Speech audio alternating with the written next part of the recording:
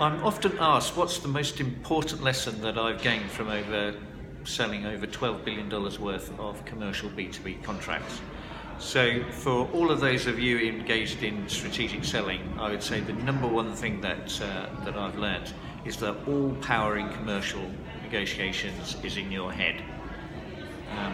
So when you're dealing with aggressive procurement and particularly skilled procurement professionals, they are brilliant at intimidating and exploiting the position of sales staff, and they can appear on the surface to have a totally dominant position. However, that can work to your advantage in a number of ways. First of all, the overconfidence quite frequently leads to poor preparation and planning, giving you some key leverage points that you can then use in the negotiations to your advantage. Perhaps the other area is dirty tactics. That can be low reactor principles, using the process, using time constraints. Many of these masterclass is currently underway with the EU's Brexit negotiations with the UK. You can probably see most of these dirty tactics in use to avoid controversy, maybe by both sides.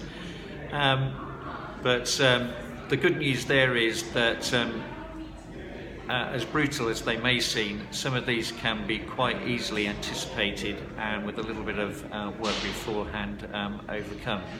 And when the dirty tactic gets played and you've anticipated it, that can back the buyers into a corner they hadn't anticipated and give you a major leverage point over in the negotiations. So hope this has been a helpful insight.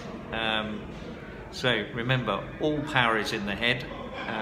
There's some great videos on YouTube on techniques to give you a 60-second boost to fool your brain that you're at least 10 to 100 times more powerful just as you step into the room and start to conduct negotiations.